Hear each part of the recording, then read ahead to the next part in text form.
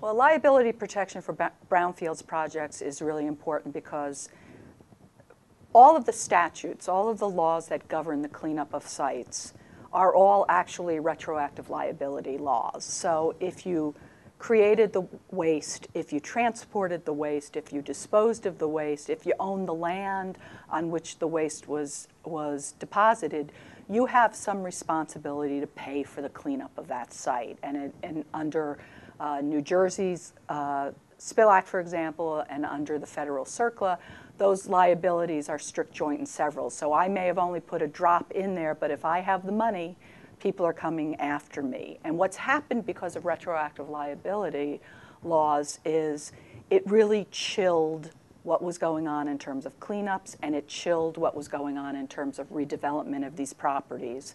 And the reason it did that is because if you, as a landowner, saw a nice piece of property that had a great location, but you knew it had some sort of environmental legacy problem, you would be very reluctant to get in that chain of title and take control of that property, even if you knew what to do about the cleanup, even if you knew how to do it, and then redevelop it, because there's always the possibility once you got in that chain of title, you would be liable if something was missed. So that's why liability protection became one of the cornerstones of the federal brownfields laws, the various state brownfields laws. It was a way to say, you know, there's some people out there who didn't cause the problem.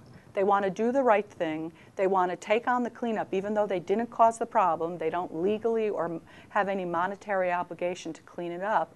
They know that if they can do and manage the cleanup and redevelop the property, especially in so many of our urban former industrial sites, they could get them back into use.